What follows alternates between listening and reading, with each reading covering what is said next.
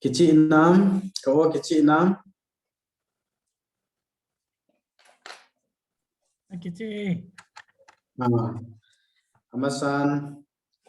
zaum ta hobung ni pi te hozo se Pathen min kazana salam kahin bole. Lunghal zongomin ke ading in Bangalore hisu mil thei ai po ai di in Blessed Hope Community Church su mil thei ai pun pastor pa hi ikum ki vehan la hi le ka kum han hi kum som ni lang pi a gap ding hi ai wa nga hi ka ki vom hana zong le toy cha patta ka ba hon ka kheu hon zong le phone a ki phone tua hi chi ti ho zong hi ke nia ding ai thu pi ka sa hon lo message a ikimu pil ja mai ro le message sam khanai sei jong le hi tia chu khat vi ke ho na hi tia sei seum lo ti je ke nia hi se ngai hi chan gia chu ka ke ngai lu na hi in tua ike khop now hi chi pa hi athusim anomin Bangalore aki lai hin howin kai thelo Natong mi tam ta hi aumin ahi le am ho hi howin kainom lo ahi di o akiti le howin kainom jeng chu hi thawai hi cho hong ki het phanin tu hin ama apana panta lo ke pun gin area katupa ama to hin law pon another tia hi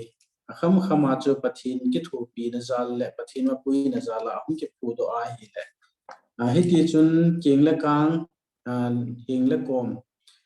chen khom pi hoin hi ti chun ban ban na hin pe na hi le mi tam ta hum ki phai hi chi a ka sei nom chu law pon another hi chi ahum ki pu do a kun hin ichan gyam khatin ki ading in zong hin khu ki pa na hin chu zong le na tonga ki sei mo a suti mu theilo leave mu theilo na tong iza nam khana ding in pathin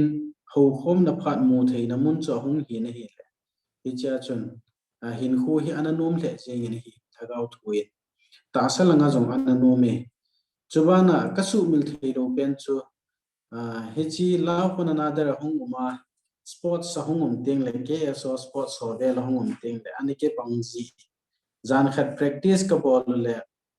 ka lo ka in golang chapang ho to kol ho anike na ki go ve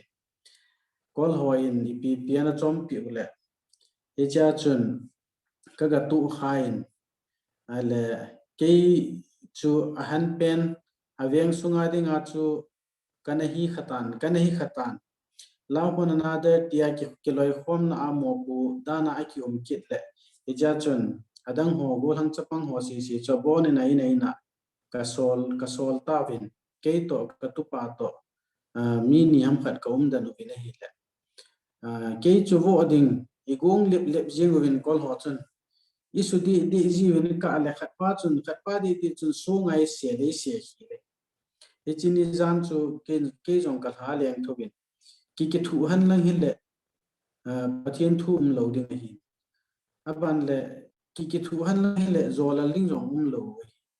a hi wanga chu agam nei do ki hi naw che cha chu na hum a hin la hapta ni lang pi chu hi cho loi ta chun hi chun ka poi win a hin pathian in law pon another ki ti au pi dan hi chia ko na mu do chu pi ham tia le sipai ho ko ma jong complain ki bol ewa complain akibol na sipai hon jong suma thu movin suma ke nei pon alona jiom pon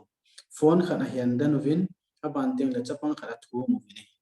ama chu nei pi win lang ama chu ka vo adiu ai ro la hi chi ka bol deu ati wi hi cha chu ei gi jiu chun chapang cha ki pi do nom pon hi cha chun risk kala jing win azo na hin ki ho cham ding an ti win cha chu pasar pa jaw na hi Phoenix Mall sunga hi ka ga chiwa ka ki ho li mo le kidang ta hi chia kol hol alam kai pau ti ding amana sei kha tu ni chan gya kalung thi ma mang lo pachi ka thang wa na ta kha chi pi ham mitya he hi chini jana pa na chu nang hi hi da chun Hiche ni zana pana chu chapang ho hiche lai venga na holang mi ho hi khar khana mola ni edi ho hi a hin namel ka ve nei le namel a hin lunghan lo na dinga kalunghan pa ta jong luhan lo na dinga thu ki sei bang hin ka namel a hin kam mu ya ti hi chapa chu cha chun Christian ne hi mai ti nei domin ken jong hi nge ka hi aban le ho bunga church secretary jong ka hi ka ti na ma he ka pastor pa hin aban tin le amwa hi member hoi hi win tia chi introduce ka hin bola le ichi mi voding ai ki gole pe pa amma alin pen alam kai pa chun ama chun kain ko te Christian hi ti Catholic hi ve ti ichi hi tu ni chan gen ka sumit ko nei Hicho Pathen lo pi na dinga chom lam ta Bangalore lai thu ka su mil thelo ka de ja cha kain se kang chala hi in Pathen thu analu ri ten tu ni zana hin ipi thu ki se de o ka tin tauna ka mangin kalung thima hi sermon hi sa kha a hi wangai ti sermon hi sei dinga ka ki gun le Pathen in ei sei do sa hi tu ni jing kai na ki he tu ni jing ka chana hong ki helin e che phana chu ken zo tu ni su ni thuma chu ka hin bui pia tu ni jana he ka hin se do tinga hi munda nga jong ka sei kha sermon hi nai pun ji chun lunglut taina na ngai leo han Pathenin I ho angai ho zo silung sunga na to ding thu a sei ding hi ti hi ka ta sane ni ji chun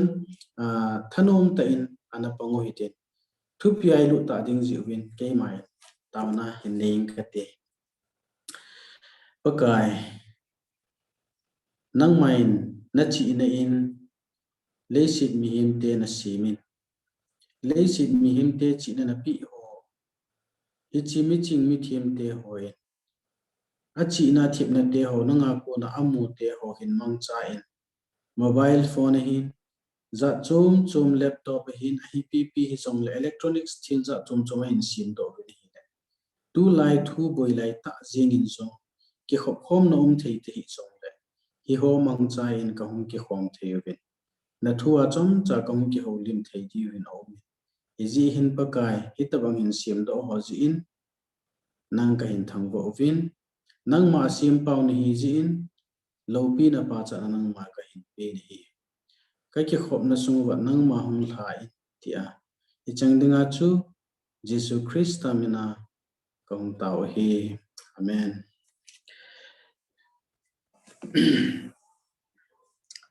Peter hinkho hi ve vina hi le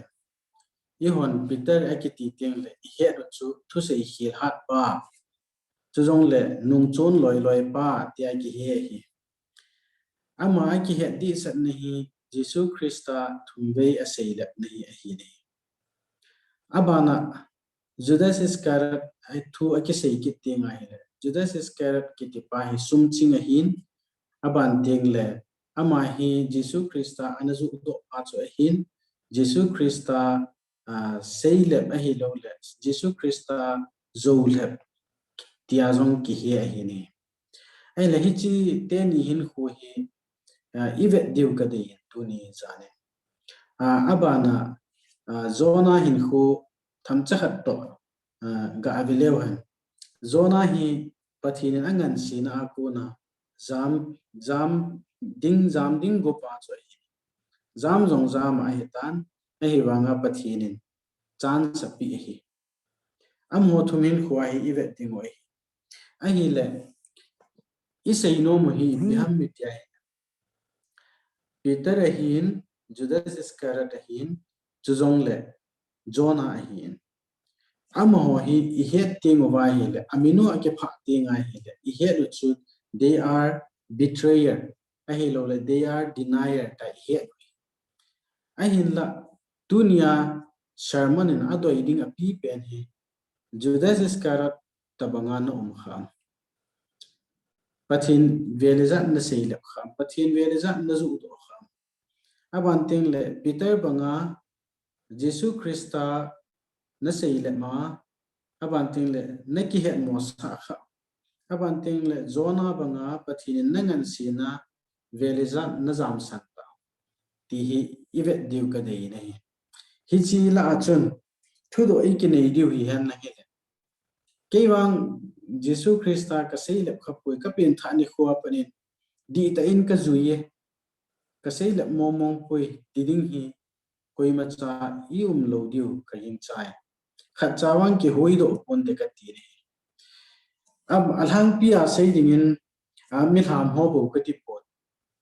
pathin na tong dinga ki pido ho jeng jong ke hin khu ta in jong ka he in pathin na tong dinga I hong ki pi do ni khuwa ki pana I chunga thet na ha ta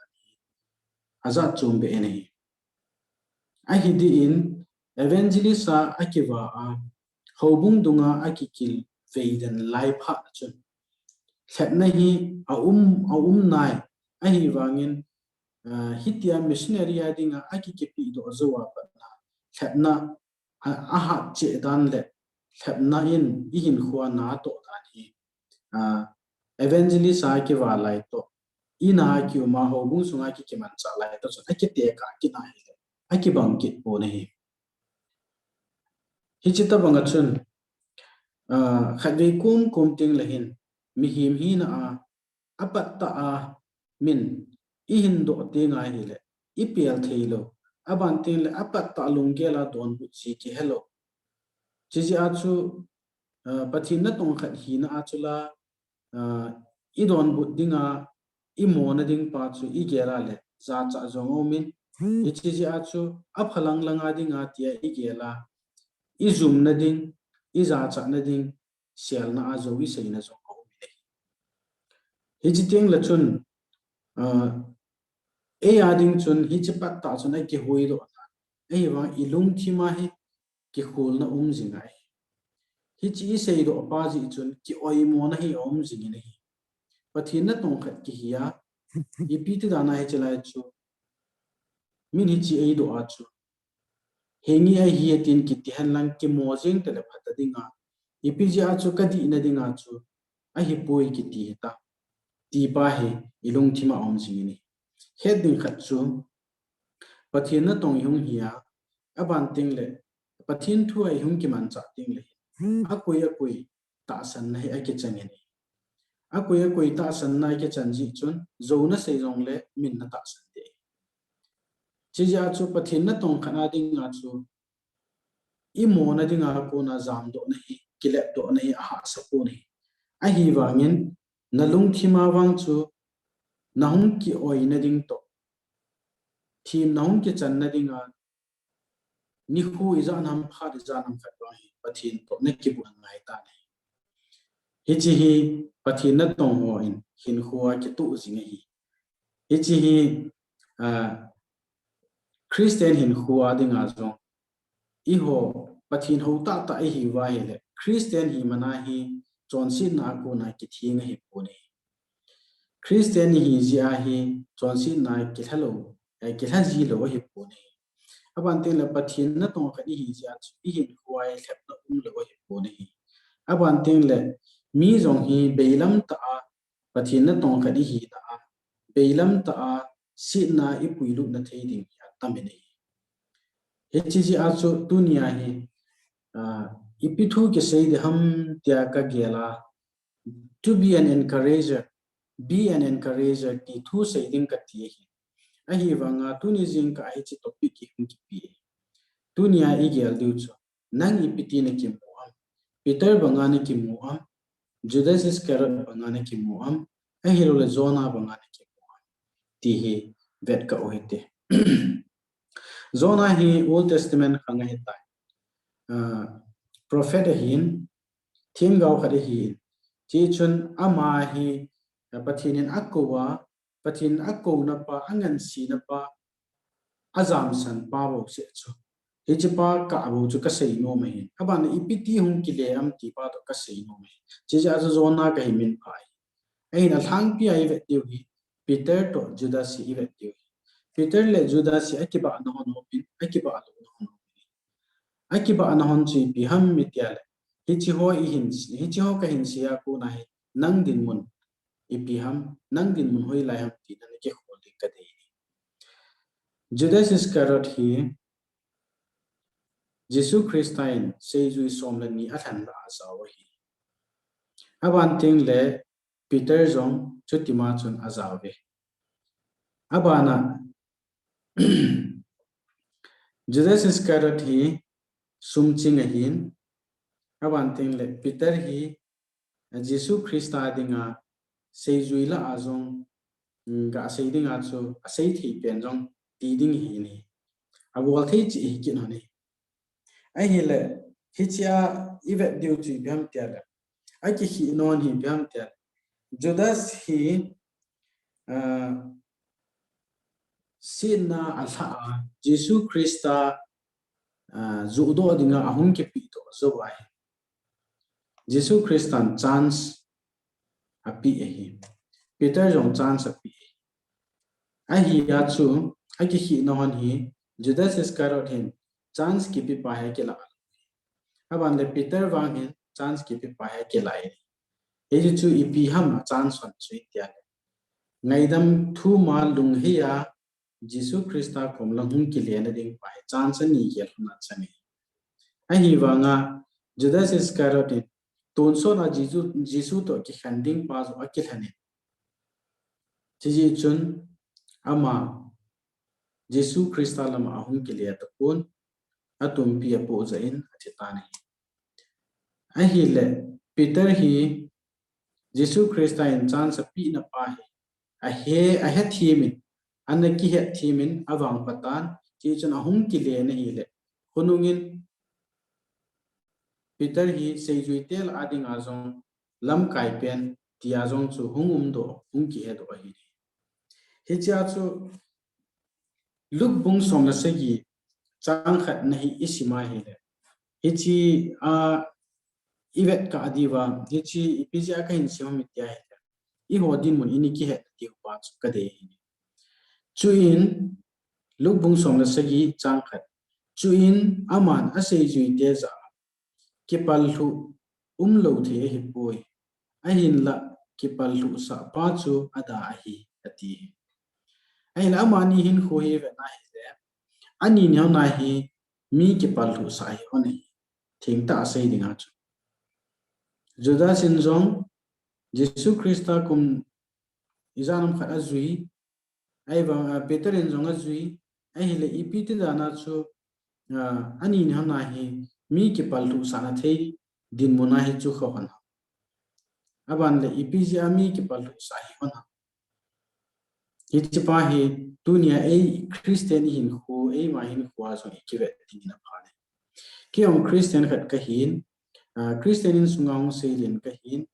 Christian in khu ka hin mana Christian ka hin ki he na abatin le kapin tha zo chule tu ni chan gi ya hi mi iza na phalanga ka puya mi iza ni ki ya ku na ki pala ti pa hi ivet tiu ka de ni hi ji pa hi veleo han hoi la ya chu ipi tiu ha mi ke su mo ham ban le hoi chilai mu na ku na chu I hum ki le diu ham ti pa chu in ki ya to di ta ni hi chi ja chu Judas hin Jesus Christa ani ki han ta pun chi chun ama Jesus Christa cho aki han ta ni Peter wang chu Jesus Christa ahin ki han ki chin aki bo tai ai le chi banga chi ho dunia hi I honi bol diu chi pe ham mi te nang iti ne ki muam Judas banga ne ki muwa hi le nagi nai pui nagi nai le hi ngai dam thum na ding in hin khuna nei lai pha na nei na lai ne chi chun Judas bangin ton so na Jesus Christa to ki handing bang bong I be en ka ti no hi Peter bangin Jesus Christa lam hin ve kin hitin hum ki le kin hitte ti pai ka sei no min abana Jonah hin khutu sima chun ga bele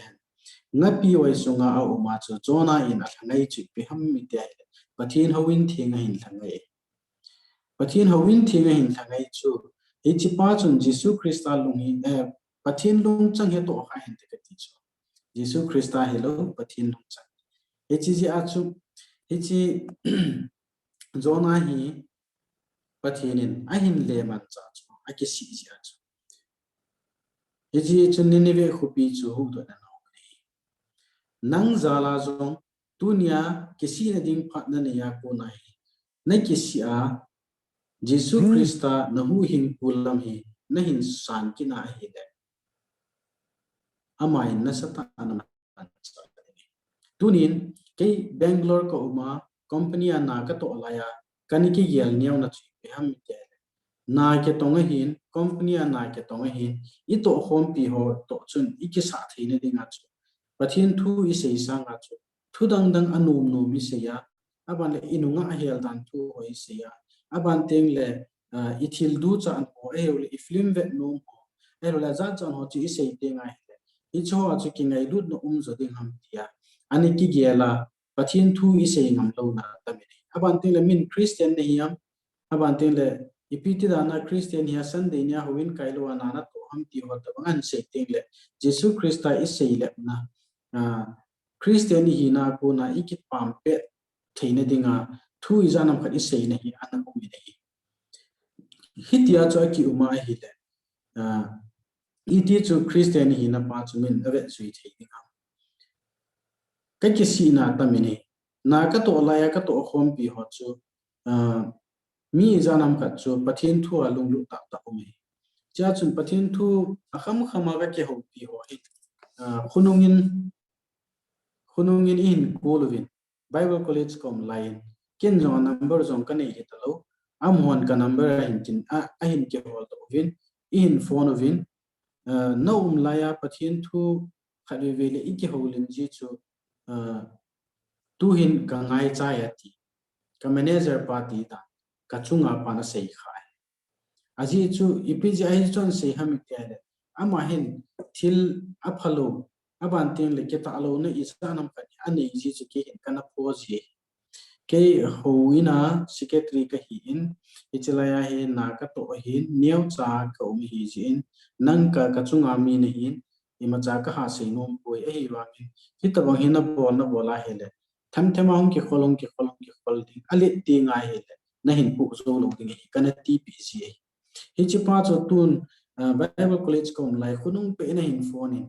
hiti ho tabang ngani ni til khoji ho tabang so tu hin ei til kho ding om pu e hin ti kai ke sei phat na dinga ka hin sei pu hichile hichi chu pji aka sei ham mi tia hele dunia ke na tong ka hi ta lo wanga na tong khat kan hi sa hi cha chu a workplace can be our pulpit ka tino me our workplace can be our pulpit ka tino me a hi lo wa zong le our workplace can be the place where we can do ministry a hi lo zong le that can be our mission field ka tino me echi ji a chu pathin nanga ko na hi ipi ato thei ding ham ichi pa he namu nyaw lo ding na gyal nyaw lo ding nang na ki gyal nyaw mai thei ai wanga na sunga pathin to na ho pathin hi nyaw lo be ki pa he tu ni na su mil lo ding isu mil lo ding ka ni hichi ji a chu don't underestimate what God can do through you ti ka say no me English a say din na English kan manahin aji chu ei pawa ha ke sei tin la ke sei thin chi poi ke ka thip loham ai lo le I paw ring loham ka ha pon a hin nigel hil hi ven ken thu ke sei tin le English ka ma ke ha ka mu ta tunin kan ma yong le a ki chi ding ka dei cha kan ma ni lungsi tan he thiam ven lang pathinin ei ya ku na hi thil kidang na kidang tam ta to do thi ti pa hi ta san dio dunia pana hi hoi lai mun hi jong le nunga ho in jong na na to na muna na hin noi si thiam pasal aban ti le na hin de cha pasal dinga hi ei mi ka hepoi kol ka hepoi alo le za dang dang ka hepoi mai the hi nangi na mo chi piti na don bu na ipiti na ki pot pi am ama ho na don bu ta zui zuya chu min nanga chu a hi nanga ka ti chu nanga chu Jesus Christa a hi a le ama ho na don bu na chu ama ho nang za na nei pi ni aji chu na sunga pa chu za di na ki lok ta hi abana pasal ho jing in zo nai to na mu nai sin na thei tam ta au me aban tin loi le gol ho to party chi na thei au me aban tin le company na tong hi ji pen company in offer a party za cha au me Hiche ho achu chi dinga hi song le Christian hi na pa he kan ta mang the hi hiche pa ho chu aman na lo dinga hi dunia hi e aman sa chu I hi vai hi le nang zong Judas tabang na hi tai abanti le nang zong Peter tabang na hi tan nang zong Jonah tabanga Pathen nangan si na akona zam mi chu hi tan chi ji achu I ho hi tamna lai hi ji wa chu I hung kile na deu chan sum na lai hi ji chun Judas tabang pu te Peter le Jonah to bang hitin hung kile hitin Pathen hinga ngai tham thu hitin chuting chule Pathenin I ho hin khuwa hin na lin ta hin to ding hi Peter man cha bangai man cha the hi aban tin Jonah man cha to ngai man cha the hi aban ting le hit tabanga chu John hi la mi na het kha ta ama ho chu na pho a ama ho in zong ngai da ma hin ki thu mu wa hi le ngai da min aji chu Bible in sagi ve ngai da ma hin thu zong le ngai da mi da ti tua luk bung som la sagi chang li na pa chu sim la chun chang thum chang li na chu sim la chun nang ho kichi thejun na so pi a chon si le pho chuwa alunga heya hi le ngai da mun chule ama na chunga nikhat sunga sagi ve a chon si na chule sagi ve na henga hum ki heya ka ki si a ti le ngai da mi na ti I ho sagi ve ki wi si do hi ko ni ai Pathen in ve le za ni ngai dam ta na pi na pa na hin su khi le sim le chon nangin dong na sim zo ta lo ting mel jong na mel chi zo ta lo ting video chip zoom han lang video ke play thei ding hi han lang na hin kho he lung ke tu na pi na pa na tu ni chan ge na hin kho video play ke bol ding la na vet ngam lo bu cha ai ma hin chin na vet ngam lo si siang chu I vet ngam lo si siang chu Pathen a hin ngai dam to hi a khu tia le dunia Bible ni hi lo chu in zong isu bi khat amit mo na hi na I pho a ama chu asit ki na asit na ko na chong ki hei ki na ngai da ma hin thu ma le sagi ve hi la ngai da mi na ti sagi ve hi la ngai da mi na ti hin Pathen in ei ho tam ta ve ei ngai da mo hi a I hon chong sagi ve ki wa hi po isu bi khat inam mi khat izat chan khom pi khat amit mo na ko na I hu do theina ding a hi po le tam ta ve hi yong le ngai da mo te ti chu ka sei no mai a chaina in itohkhom khana dingin nang iti na ki mo tu ni sermon ai David Livingstone ga ki mo bi news editor person David Livingstone aki mo bi ni kho aga mo do ni kho ke hi nang to ki mo to dinga hong ka hin news magazine honi hin so do hin icha chu na thu na chanchin thu hi kala khom ding ka le pu dinga hi icha chu na ngin hi chi yum khom sunga hi ke hi Pathen thu a ka hin khona hial go lo de ati amin chu Henry Stanley ki ti ni chi news editor pa ele David Livingstone in song hinge aphai ati jong ati mai the ai lo la ipi ati piti don bu nami ki hepo ki record po hin la a chaina lama Henry Stanley na sei na chi a sei na ki mo do chi pi ham mi te tha izan ham ka ki bop su hana hin ka ko ma Pathen thu khat pe jong sei pui a hi wangin a chon dan a khan dan hi ka ve na hi le Christ like character Christ like nature ki ti pa anei ji chu Hiche a hin human dana kon thu chang khat cha sei lo wangin I became converted ati Hiche banga chu tunin nangin zo na to na mon chu na pulpit hin na ministry mo na hin na mission feel hi iti mana Pathen thu na sei jing ding ti na hi poni Jesus Christa min na pa jing ding ti na hi poni no chana ko na chu phatta a itia chu hinkho na man ti ngai le na nga di nga hinkho ki khial na ban ting le Pathen to ki nai na hong hin tin na nga ko na mi dang hin so Jesus Christa a hin mo to na hong ki the hi chi ja chu tu nin nang ipiti na ki mo am ti pa hi ka sei no min hi chi hin a hum khana in sim jing ka ding ka ki pa in hi ta bang phat pa nei bi si win ka ki pa in chong la in ti ma pa so pa hin chong la tu phat chan gia thuseina al pon tho ta apanga athu ngai ho zo si ipon chawit a seipa ke ka hin ngai ho zo si Pathen in pathei ko ta ki pa e Ame